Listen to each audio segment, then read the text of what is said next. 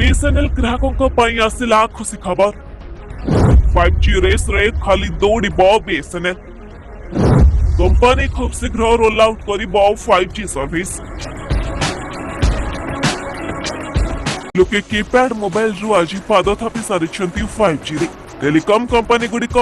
5G को नहीं घमाघोट लड़े कर आसुछंती ए क्रम प्रतियोगिता सामिल होगा BSNL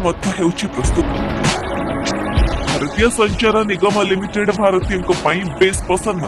कारण यह एक सरकारी टेलीकॉम कंपनी सरकारी चाकरी भली लोके BSNL को बेस पसंद भी करते किंतु वर्तमान समय मोबाइल यूजर चातक भली चाहे रही BSNL 5G को तेरे रिलायंस जियो एयरटेल और वोडाफोन आइडिया पर BSNL आने जाऊँगी हाई स्पीड नेटवर्क भारतीय संचार निगम लिमिटेड बा BSNL खूब शीघ्र 4G और 5G सर्विस लॉन्च करने को जाऊँगी एने टेलीकॉम कंपनी तरफ ऑफिशियल भाव में घोषणा